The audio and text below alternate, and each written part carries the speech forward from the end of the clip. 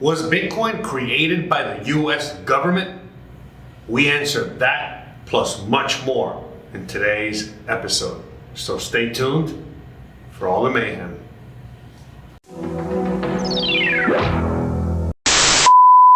In today's episode, we're going to be talking about Bitcoin. Wait. Don't leave.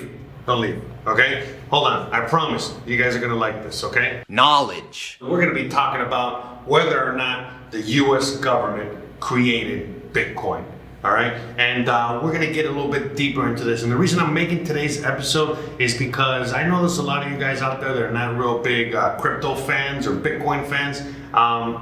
But there's a lot of people out there that are basically asking a lot of questions, that are really, they want to know what's going on, they want to know what this is, and all that stuff. So that's what we're going to be talking about today. In fact, let's just answer the question straight up. Did the US government, did any government create Bitcoin? Simple answer, we don't know. Now, so we can look at it from another perspective. Does it matter? It doesn't matter. Okay, just like the internet. We know and have already traced back that the internet was created by the US government. Well, guess what? That technology has gotten away from them. And even though we think that we are under some sort of figurative lockdown within the internet, we're not. The internet is actually free for those that know what's going on with that. So the reality is that even though they invented that technology is something that we are using and will be using going forward in order to break us free from this slave society that we're all a part of right now, that we can all, most of us agree to. And if you can't, well, if you don't know what's going on, hey, I invite you to check out the rest of my channel and so on and so forth. But I'm sure if you're here, you're probably already a little bit down the rabbit hole. And again, you're curious about Bitcoin. And there's many questions, about Bitcoin. But one of the big questions that seems to not be answered out there is whether or not the US government created Bitcoin. And again, the reason I'm making this video is because I want to talk to you guys about and dissect the fact, that it doesn't really matter whether they created it or not, all right? Because if you understand the underlying technology, if you understand what this actually represents, if you understand other coins out there like, I don't know, Monero, for example, then you'll quickly realize, oh, wait a minute, it's not necessarily about Bitcoin, but it's about the technology. All right, just like this guy right here, right? All right, it's all about the technology. No, but seriously, it really is about the technology. All right, and that's the thing. That's what we're going to kind of talk about right now and dissect a little bit. But why doesn't it matter whether the U.S. government or any government created Bitcoin or not? Because first off, again, once you understand the actual technology behind Bitcoin, which is the blockchain, all right, as that's like what all the cool kids are calling it, the whole blockchain stuff, that is part of the technology. It is on the blockchain. It is a blockchain, but what is a blockchain and what is all this stuff? Blockchain. It's one of the biggest buzzwords in the tech industry. Say the word blockchain out loud right now, and an executive in Silicon Valley will immediately wet themselves. Here's how it works and why it's important. Explained with Boucher Meat, Premium Canned Meat. A blockchain is simply a digital ledger or a chronological written list of events which was designed to be unhackable. The entire list of events is called the chain, and every change to the list is a blockchain. A blockchain can keep track of anything: your financial transactions, medical records, sexual conquests, even your bowel movements. The master copy of a blockchain doesn't exist on a single centralized computer. Instead, it exists simultaneously on everyone's computer.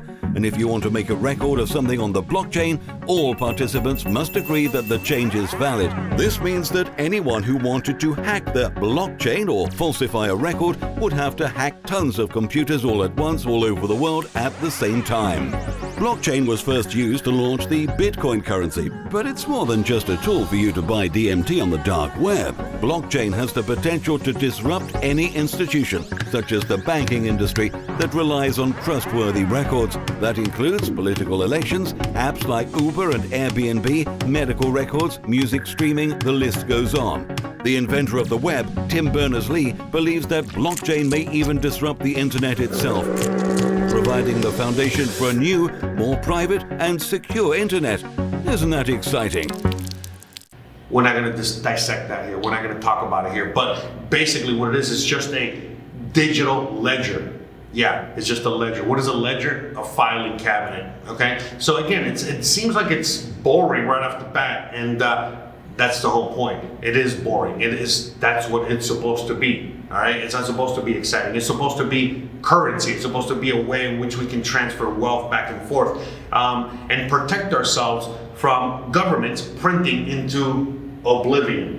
As you guys can see and know already, most of you guys have already gotten, some sort of stimulus checks. Most of you guys have already gotten, lots of help from the government. Whether you're in the U.S. or not, they're just printing into oblivion this U.S. dollar, which is the current currency at the moment, and they're devaluing it. And many people are asking, wait a minute, if they can just print this out of thin air, why do we got to pay taxes? If they can just print this out of thin air, why am I broke and in debt? And so on and so forth. And people are now starting to realize what's going on. And so now that's why you guys are not just watching this video, but a lot of you guys out there are, very, very curious about what this technology is and what it really represents. And, some of you guys out there just don't trust Bitcoin because of that whole, the government invented or not. And again, once you really understand, what this really means and what it represents and the potential behind it, it doesn't really matter. Look, just like when I talk about the economy out here and I talk to you guys about it,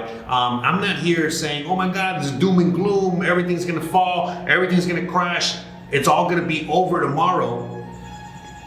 I'm gonna go get some bread. Give me 1 second, hold on.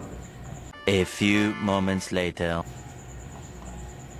Man, that sure was a tasty snack. Where was I? Oh yeah, doom and gloom.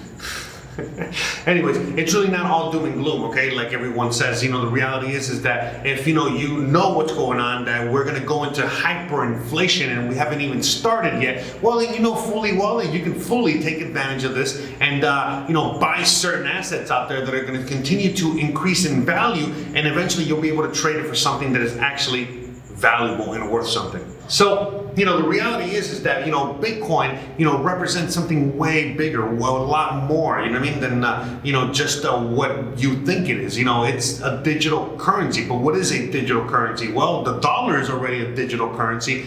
There are already digital currencies out there that you probably know of, whether it's if you play video games and there's a digital currency within that video game. If you again, even if you're playing just a little game on your phone and they ask you to pay for something, you're buying into that currency. You might get, like, let's say Starbucks bucks, or Walmart points. Those are all digital currencies and things like that. So you guys are already pretty familiar with the digital currency. Again, if you are on your phone and you're using your banking app, that your dollars are a digital currency. And so all of a sudden, now you're understanding a little bit about what Bitcoin is. But the reality is that, again, people are scared of, like, the fact that, like, oh, the U.S. government created Bitcoin. Again, it doesn't matter. We use the U.S. dollar that is, again, created by the U.S. government. And then people are like, well, yeah, I know. That's why I invest in gold and silver. That's why I invest in gold and silver are really the assets, of kings and champions, because nobody owns gold and silver. You can't print gold and silver, and so on and so forth. All the awesomeness that is gold and silver. I invite you to check out Mike Maloney. All right, Mike Maloney, like a bunch of other people out there, talk about this subject on a very, very detailed basis. In fact, let's segue straight into that, because I always classify gold, silver, Bitcoin in pretty much the same category. Okay, Bitcoin is just like the new asset class. Okay, it's a new technology that is, again, alongside, a complement to both gold and silver.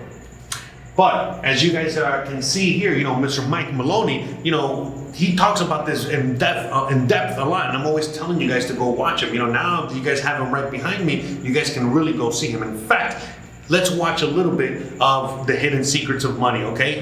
Just so you guys can get an idea of what this is all about. They say that money doesn't grow on trees, but the truth is that the modern banking system creates currency far faster than trees can grow. Most people don't have a clue how currency is created.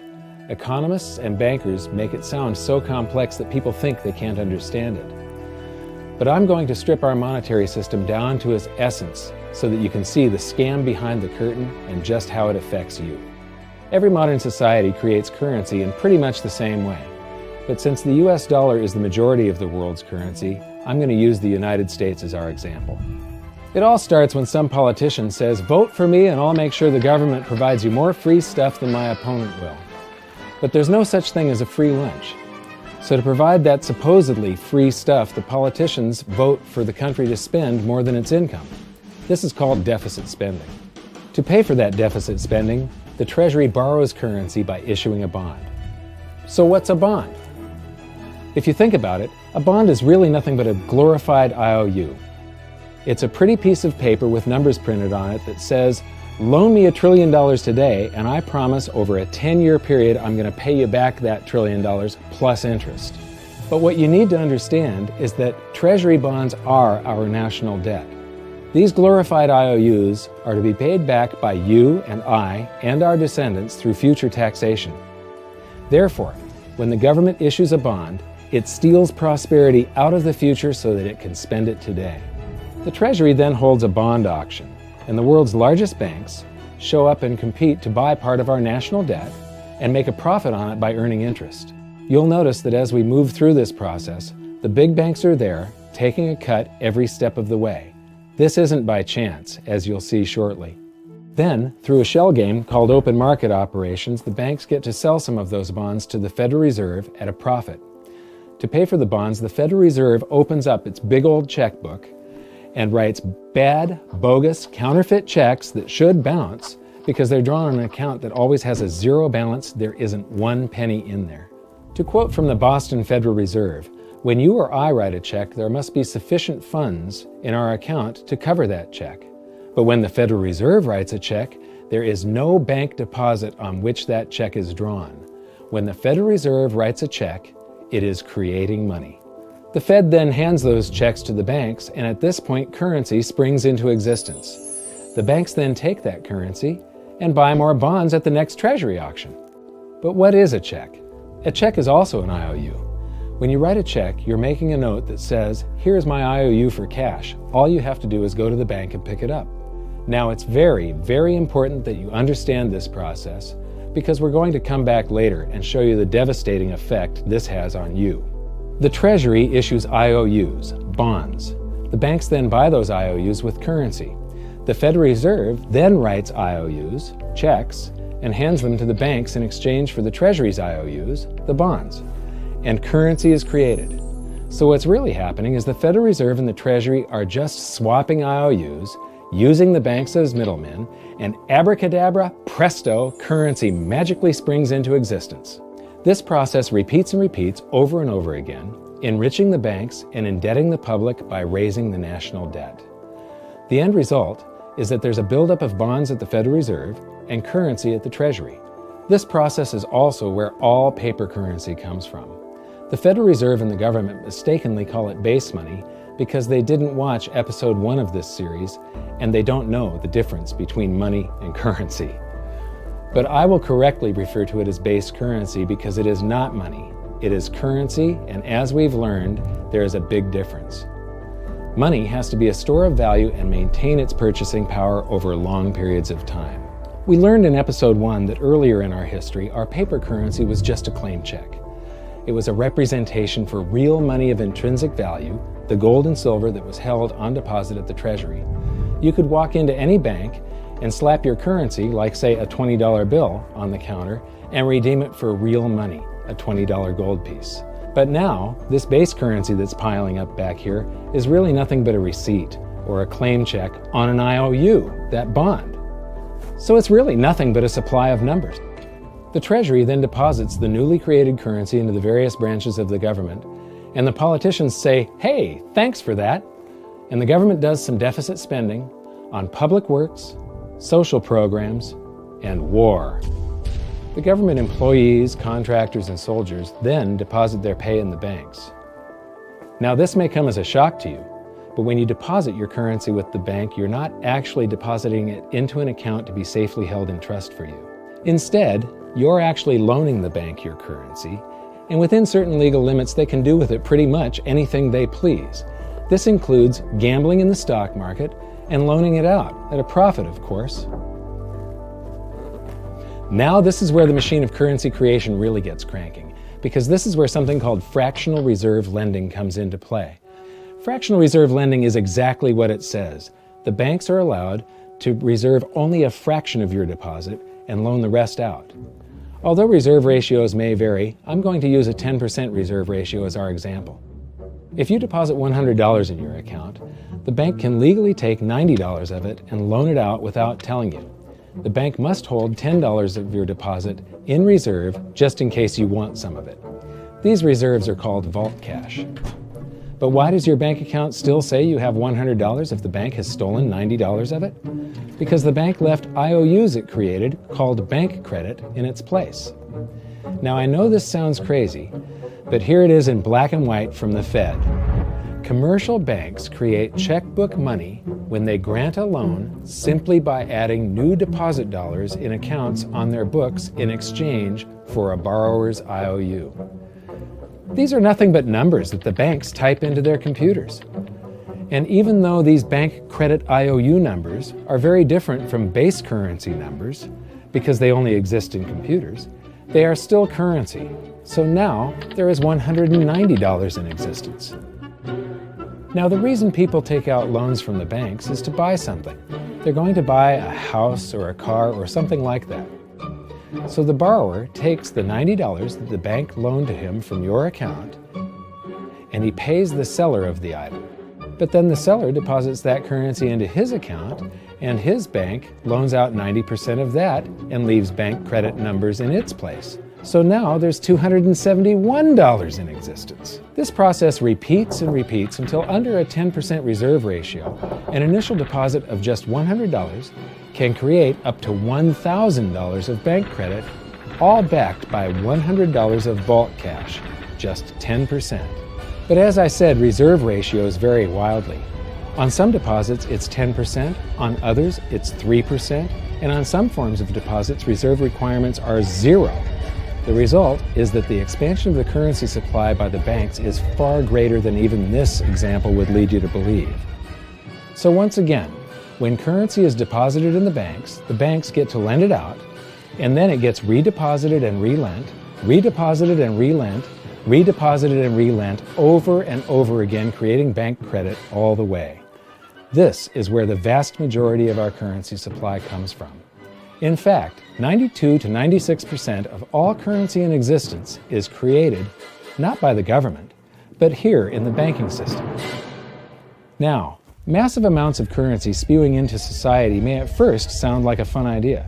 That is, until you remember one of the most important hidden secrets of money from episode 1, that the prices of everyday goods and services act as a sponge on an expanding currency supply. The more currency we have, the more prices rise. This is where inflation comes from. The true definition of inflation is an expansion of the currency supply. Rising prices are merely the symptom. So our entire currency supply is nothing but a couple of bucks whipped up in this hocus-pocus scam where the Treasury and the Federal Reserve swap glorified IOUs, and a bunch of numbers that the banks just type into their computers. That's it. That's our entire currency supply. It's nothing but a supply of numbers. Some of them printed, most of them typed, and there is nothing else. But if you thought that was crazy, get ready to enter the twilight zone of modern economics. We work for some of that currency supply. True wealth is your time, but we trade away moments of our lives, hour by hour, day by day, and year by year, for numbers that somebody printed on pieces of paper or just typed into a computer. Now those numbers represent our blood, sweat, tears, labor, ideas, and talent. We are what gives the currency its value. But here comes the really cruel joke. We work hard so that we can save some of that currency, so that we can pay the tax collector. In the United States, it's known as the IRS. They then turn it over to the Treasury so that the Treasury can pay the principal plus interest on that bond that the Federal Reserve bought with a check drawn on an account that has nothing in it. Now let's do a recap on this section, because this is where the system begins to rob you and I on a massive scale. Much of our taxes are not used for schools, roads, and public services, but to pay interest on bonds that the Federal Reserve bought with a check drawn on an account that has nothing in it. The Federal Reserve is committing fraud.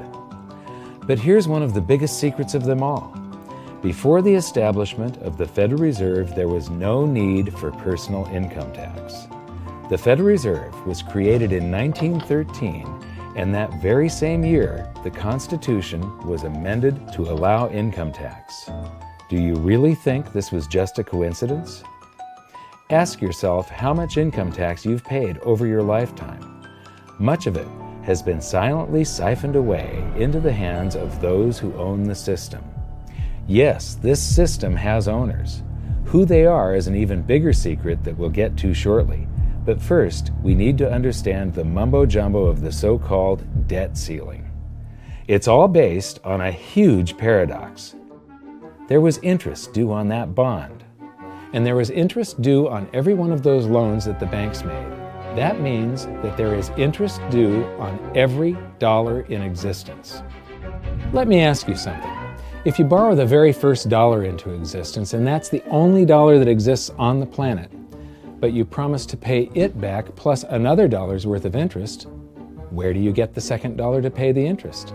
The answer is that you have to borrow that one into existence and promise to pay it back with interest as well. So now there are $2 in existence, but you owe $4, and so on and so on. The result is there's never enough currency to pay the debt. There is always more debt in the system than there is currency in existence to pay the debt. Therefore, the whole system is impossible. It is finite. It will come to an end one day. What would happen if the government stopped borrowing to do deficit spending? Are the payments on those treasury bonds going to stop? What would happen if the public stopped borrowing and going deeper into debt? Are your house and car payments going to stop? No. There is a payment due every month on the principal plus the interest on every dollar in existence, and those payments do not stop. If we stop borrowing, then no new currency is created to replace the currency that we used to make those payments. Whether you're making a payment on a loan or paying tax to make a payment on a bond, the portion of the payment that goes to pay off the principal extinguishes that portion of the debt. But the debt also extinguishes the currency.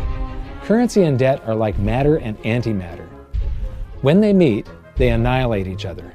If we just pay off the principal only on all the loans and bonds that exist, the entire currency supply just vanishes. So if we don't go deeper into debt every year, look what happens. The whole thing goes into a deflationary collapse under the weight of those payments.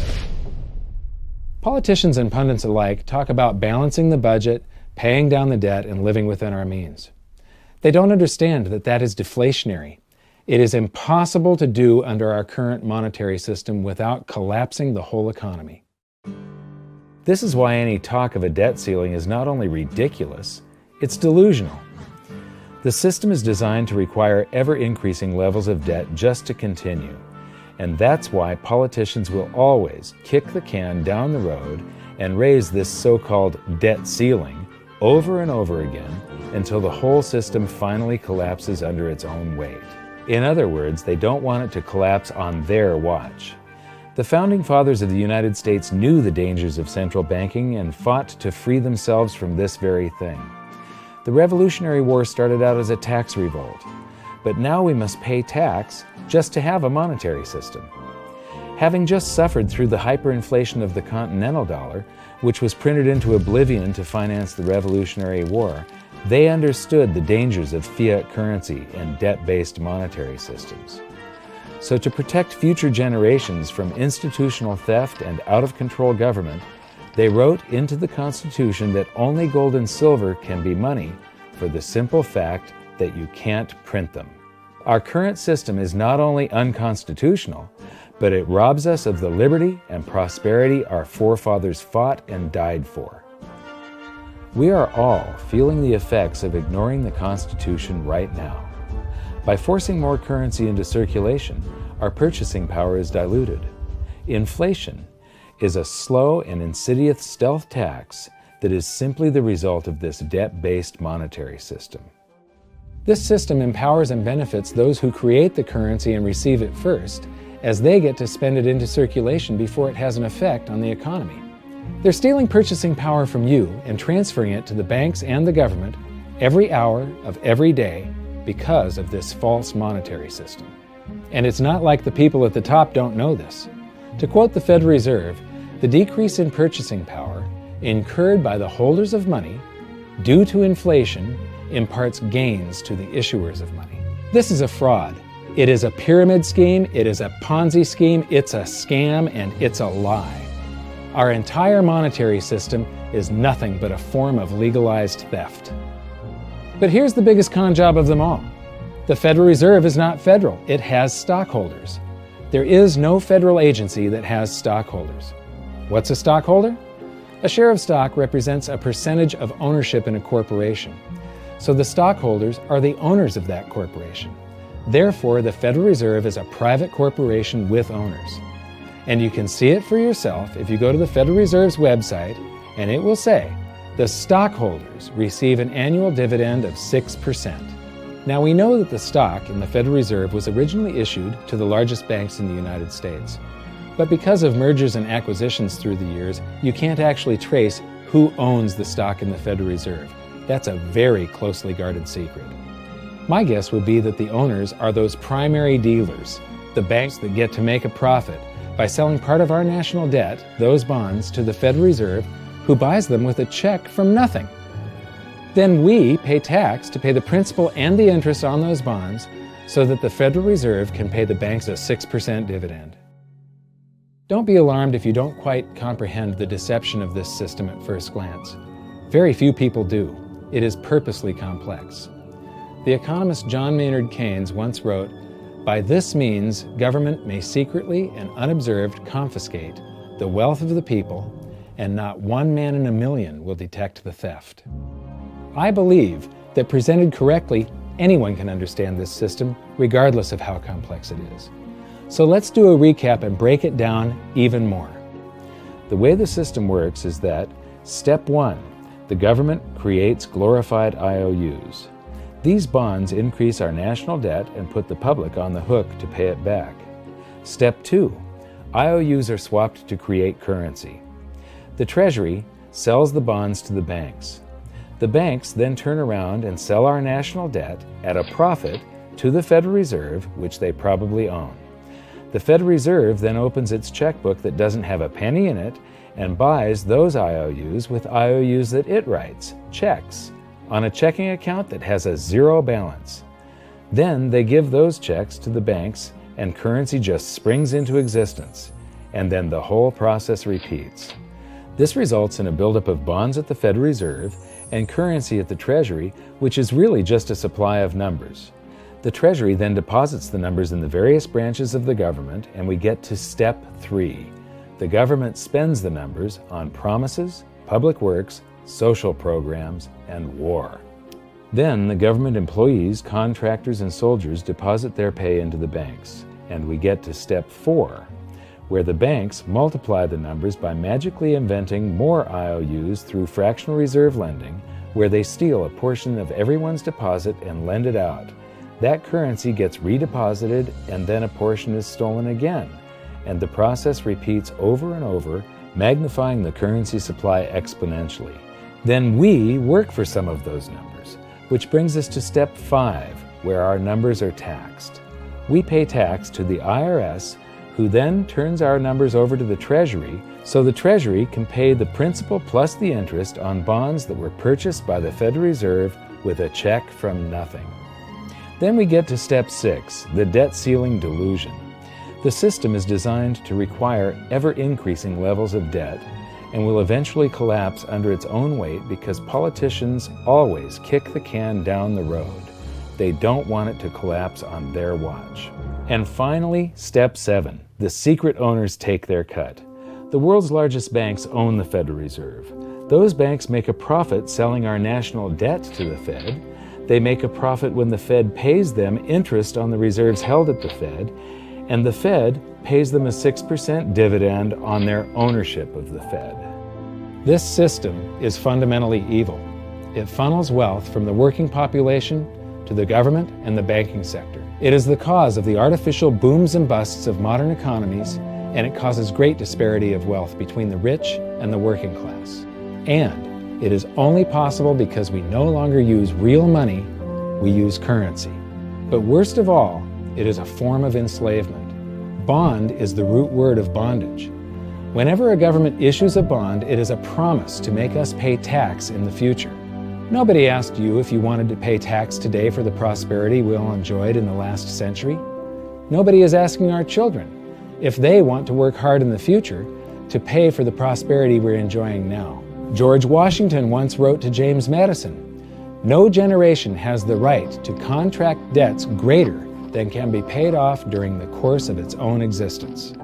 By stealing prosperity from tomorrow so we can spend it today, we enslave ourselves and future generations. Now, this all sounds pretty bad, but there is great hope, for you are the greatest threat to this false monetary system. This system relies on the public being ignorant of its workings. Please share this knowledge with everyone you know, because an informed public that fully understands the system can build a better future for generations to come. And now I leave you with this quote, widely attributed to a former director of the Bank of England. The modern banking system manufactures money out of nothing.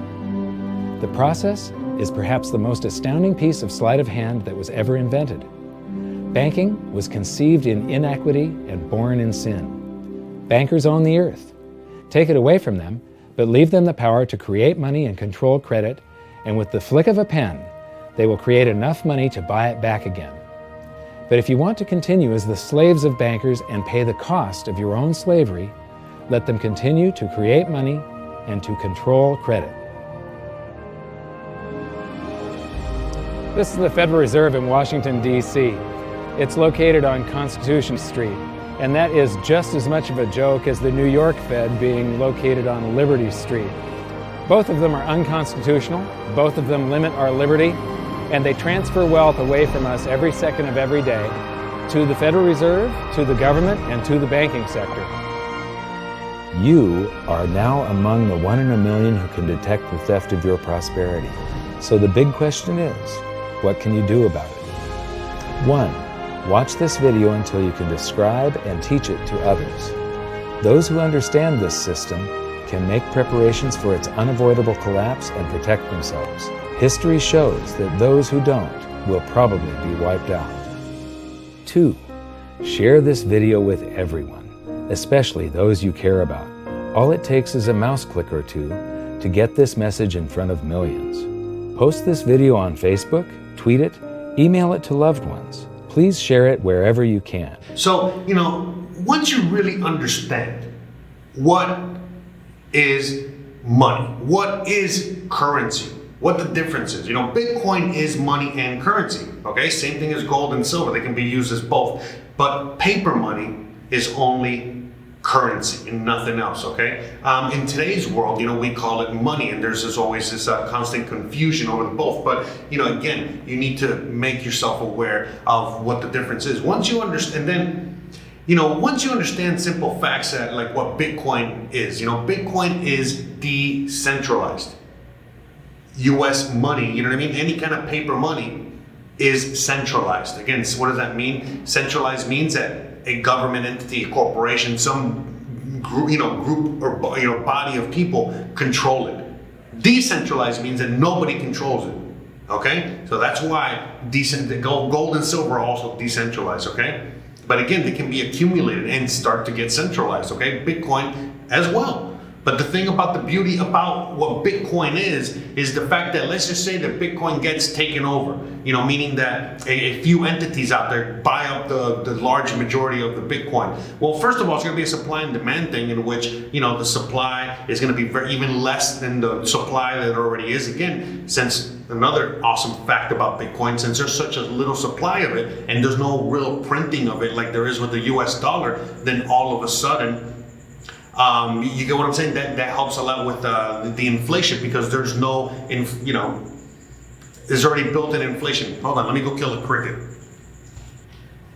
The fact that Bitcoin is decentralized, even if it gets accumulated by a large group of people, again, like China, for example, or another country, or US, or a corporation like Square or PayPal or whoever out there, and they accumulate a large amount of the Bitcoin, well, it doesn't really matter, because the point is that, the technology underlying it, allows you to create more and more of these coins, like you can, just like you can't, the thing about gold and silver is that, there's just gold and silver and that's it. You know what I mean? But there's no way in which you can create something that is just as valuable as that out of thin air. But with Bitcoin, you now have that underlying technology that allows you to do that. And as you guys can see here, look at all of these coins. All of these coins. All right? And just this technology, remember, we're in the infancy of all this right now, but look at all of these projects and coins. And we're not going to be talking about the coins and the projects and all that stuff. In fact, maybe after this, you're probably going to have a lot more questions, okay? As to, like, why do you live in such a noisy place, Jose? Bruh. No, but seriously. But you're going to have a lot of questions, again, even when the more questions you have, the better. Eventually, you once you really understand why, what money is, what currency is, why we need something like Bitcoin in a brand new digital world, and so on and so forth. Then you start becoming a Bitcoin enthusiast, a Bitcoin bull, a Bitcoin, whatever you want to call it, okay? Because the thing is that once you realize what Bitcoin really is, you're like, holy shit, this is really the savior. This is something that's going to save us. And it doesn't matter who created it. The thing is that the underlying technology is already so powerful that alone is already bringing people out of poverty. It's already bringing people, to help them, go up against their governments, their tyrannical governments, in many third world countries out there, and so on and so forth. This is already a tool that is helping so many people out there. And that's why the banks, the central banks, hate this piece of technology, and they're trying to integrate it.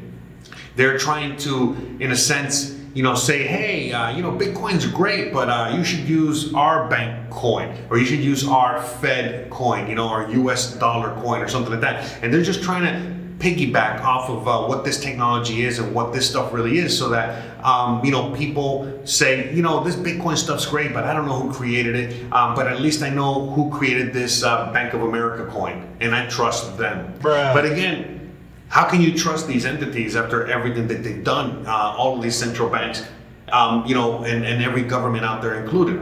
Well, that's the thing, right now, that's why, things like Bitcoin, are not really like, something, there's a lot of talk about it, and a lot of people are interested in it, but they still are not, they haven't taken that extra step. If you go all of a sudden to places like Venezuela, Iran, Cuba, Argentina, and I can go on and on, all these places that have already a lot of economic and political strife, man, all of a sudden, you see grandmas understanding exactly what Bitcoin is. And when you realize that you can very easily, again, purchase Bitcoin and put it in your digital safe in just a matter of 5 minutes, you start becoming a Bitcoin bull as well. The fact that, again, grandma can now purchase and understand what this is with very much ease. Hey Dash community, here Alejandro Echeverria, co-founder of Dash Shop, Dash Merchant, and Dash Text. And I'm Lorenzo Rey, co-founder of the same projects. Today we're going to show you how to send Dash easily from a dumb phone. Look at this. Look at this thing.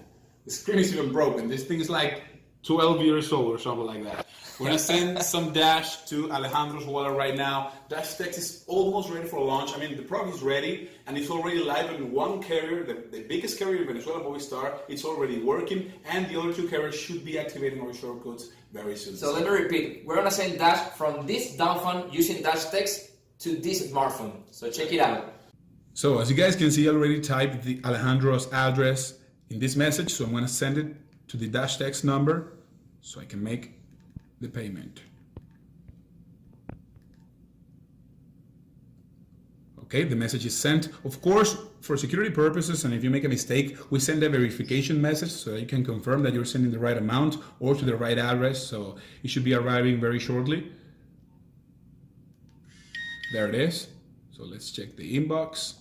It's right there, confirming the amount. So I'm gonna send the verification message, which is In Spanish, Dash C.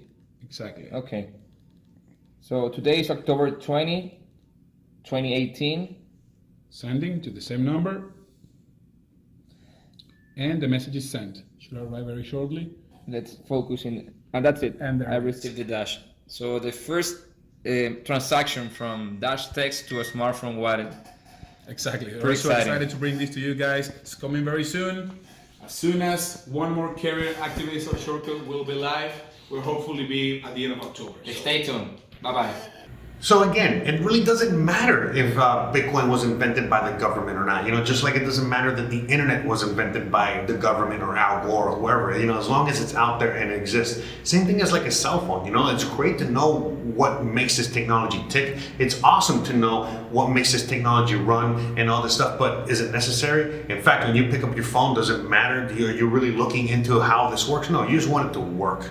And that's the thing. It's the same thing with everything else. And that's why this stuff like Bitcoin hasn't really caught on yet, and we're still very, very early on, despite what you might understand in here. And what does this really represent? Financial freedom, just like gold and silver does. Just like gold and silver protect your wealth, real estate, fine art, and so many other assets protect your wealth. Well, so does Bitcoin. Bitcoin is, Bitcoin and these other, cryptocurrencies and technologies, represent that. Eventually down the line, we're going to have entities out there like Facebook create a thing like Litecoin. I know Facebook already created a Litecoin, but what I'm saying is that we're going to have more corporations trying to do something similar to that. If Facebook would have been allowed to continue on with that Litecoin, that would have, again, probably been the end of the dollar. And what was the Litecoin? It was just a collection of other currencies from around the world to create a coin, a Facebook coin, kind of like this right here, the SDR. Okay, so Facebook was trying to create an SDR.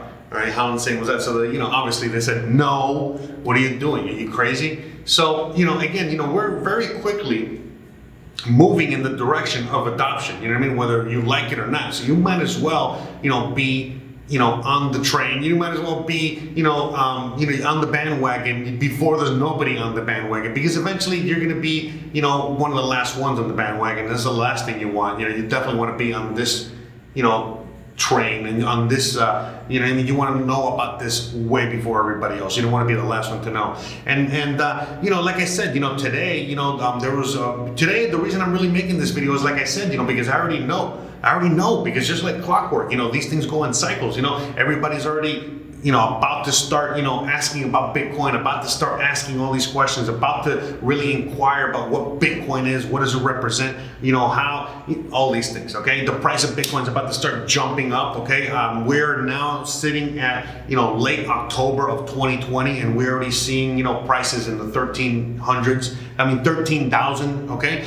Because, we were, and back in the late 2017, we hit a high of $20,000, and that was a lot of euphoria, and a lot of people were like, oh my God, this is awesome, the Bitcoin is the greatest thing ever. And now we're here, finally after 3 years of ups and downs, we're now, at the beginning of the year, we were like really, really low, like $6,000 to $5,000 in price, and people already gave up on it, and now we're approaching 13K and above. We haven't even started yet. So people are going to start really, really asking about what is Bitcoin. And again, that's why I'm making this video, because there's so many people out there that, are going to want to know what this is, and more people than the last time. And it's going to increase, what is it? It's there's going to be a lot of people like me out there trying to give you guys knowledge and give you guys understanding on what's going on with this. There's going to be a lot of people that are just going to try to sell you on a scam, on a pyramid scheme, or something like that. And this is why, at first, when I first got into this, I really didn't understand. I've always known about Bitcoin, but I really didn't know. And back in 2017, I was all about like, oh, check out these coins and these projects and all this stuff, even though I knew that it was so early on that we were, it's kind of like the Wolf of Wall Wall Street, you know what I mean? Meaning that, just selling you a bunch of penny stocks and most of them are worth crap, just like back in the .com era and so on and so forth. So something very similar. And sure enough, 3 years later, that's where we are, and we're continuing in that path. And, that's why back then I did not understand what a Bitcoin maximalist was. I didn't even know why people were Bitcoin maximalists, and they didn't understand all this other stuff. But then now, as I sit here, I totally and truly understand, the whole Bitcoin maximalism, just like, people, just like people that invest in gold and silver, or, again, you know what I mean? Like, just gold and silver, or just gold, and don't invest in copper or platinum or, all these other metals, It's the same thing. Like, I try to stick to just like a handful, of coins. Bitcoin being my main holding, and the reason is because all these other things out there, they're just a bunch of projects. They're just a bunch of again, websites like pets.com and things like that, but they're not really anything like what Bitcoin really is. There's other things out there like Litecoin, Bitcoin Cash, and I can go on and on, that are like photocopies of Bitcoin, and they could be something in the future. Things like Monero and other privacy coins, also hold a very, important part on this discussion. But at the end of the day, it's all about what this technology represents, which it represents, us being able to issue money, being able to issue currency, being able to issue wealth, being able to issue, value without a government or corporation in the middle. So now, we have total control over our money. Now, some of us have already figured this out, but not most of you guys have not. And again, this is why I make these videos. And I think that what I'm going to be doing, okay, as you guys already know, I do talk about this on my channel, but I'm not going to be dedicating myself to be talking about this on a regular basis. We're going to be talking about it from time to time, and we're going to be covering issues like this and talking about this from a more, open-ended perspective, so that you can more easily understand, the general implications of all this, and how this is going to be affecting you going forward and affecting humanity going forward, and what this really means, and what all this change really represents. Because we are already at the beginning of a ginormous change in humanity. It started way back, in the late 90s, with the introduction of the internet and computers and, home computers. And we've went through the 2000s with all the technologies, from everything from smartphones to the apps, to having, for you to be able to, the ability to call an Uber. Let me call an Uber for this cricket.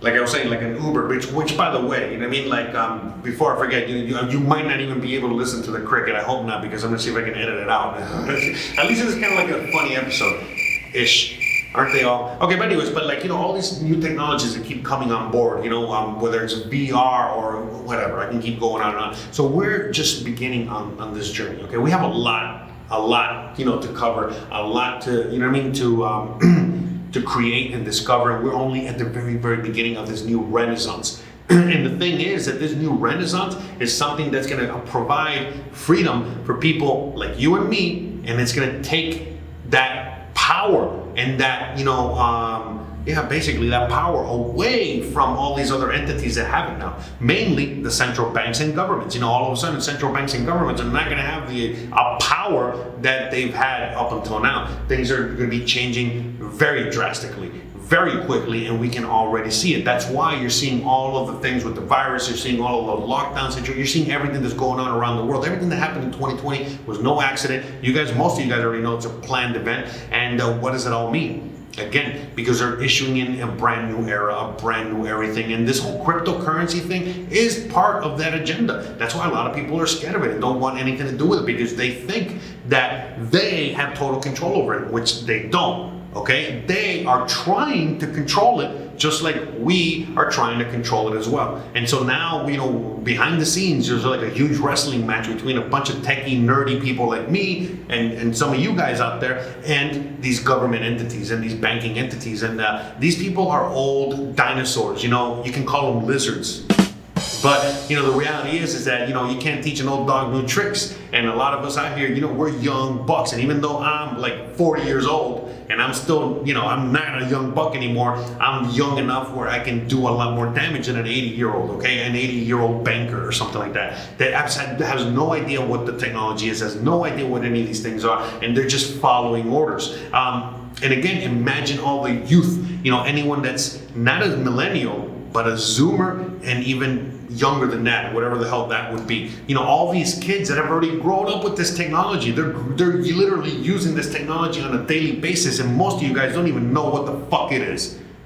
Okay? And that's the thing. And so when you're asking a young kid about a banking account, they're like, why do I need a bank account? I got my own bank, which is Bitcoin or some other sort of some other sort of cryptocurrency or things like that. And they already understand this more than a lot of you guys, you know what I mean, that have been, you know, literally growing up with things like gold and silver. But because of the way the system has turned out and the way that they have constructed everything up until this point, you know, they have done a successful job in making you forget what gold and silver actually are. And that's why if you really want to understand Bitcoin, then you need to understand gold and silver. And if you really want to understand gold and silver, then you need to watch someone like, again, Mike Maloney and the Hidden Secrets of Money, all right? And once you understand how they print the money, once you understand what the Federal Reserve really is, a private company that prints money and lends it to the US government. Again, let me repeat that. A private company that prints money and lends it to the US government.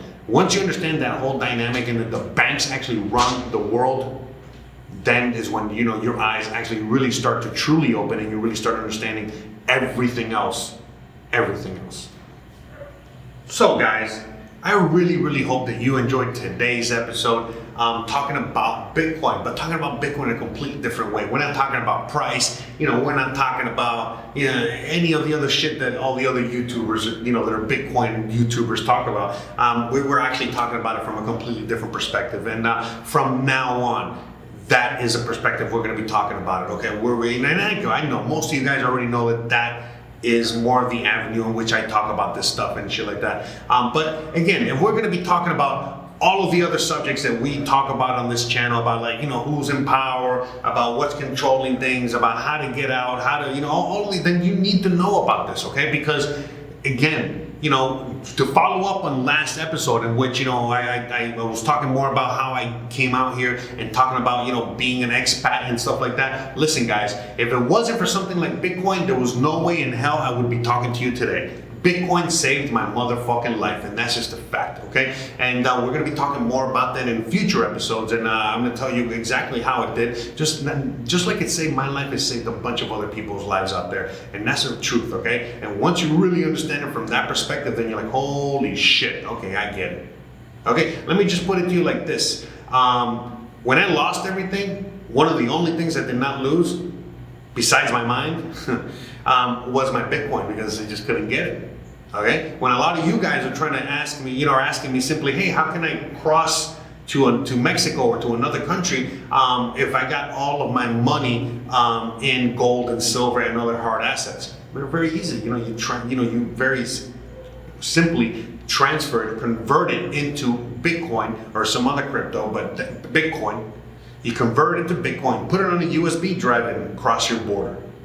You can't do that with gold and silver and other hard assets, okay? And you know that. And that can go on and on, but that's not what we're gonna be, you know, that's it, we're done here, you know, because I'm trying to, you know, I was trying to make a shorter episode. Again, as you guys know, it's been a very difficult time making an episode today. I have a lot of cuts, and that's unlike me. I like to just go, you know, as one straight shot or as many straight shots as possible. But, you know, I had to do a lot of cuts, a lot of noise, a lot of distraction. It is what it is. But I just really wanted to make this episode. In fact, I'm back, guys. You know what I mean? I'm back to the content making machine. And I'm sure you guys have already been fully aware. You know what I mean? I'm making videos on all the channels, and we're killing it.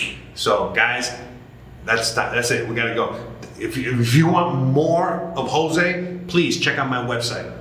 Okay, on my website, you guys can see, you know, all of my channels. You can see all the content I create, and you know, that's how you're up to date. If you just put my website on your, you know, bookmarks and your favorites, you can just check on it every day and see what videos I put up. Or you can simply hit the bell icon. Again, just hit the bell icon on my channel. The bell icon, what that means is that when you like and subscribe, don't forget it, but when you just subscribe to my channel, but then you hit the bell icon, that signifies and notifies you of every time I drop a video. So since I got 4 channels, hit the bell icon on all 4 so you don't miss a thing. Or just hit the bell icon on the channels that you're interested in.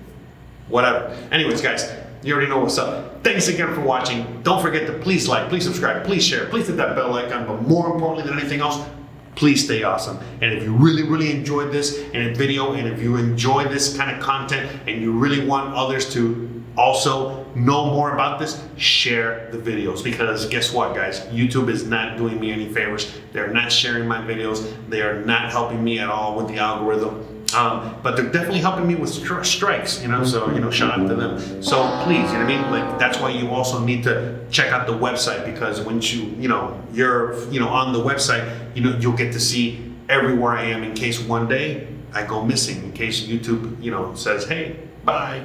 I hope not. I love YouTube. YouTube is great and they're an awesome platform, and I'm not kissing ass. I'm really just being straight up, you know what I mean? But again, we'll talk about that on another day, okay? Because again, even though YouTube isn't what it used to be, hey, I'm very happy that it's here, and I'm sure a lot of you guys are happy too, because hey, otherwise we wouldn't have this conversation and all that good stuff. Or maybe you're watching me on BitChute or Library or whatever. Anyways, love you guys. Thanks again, and I'll see you on the next one. Bye.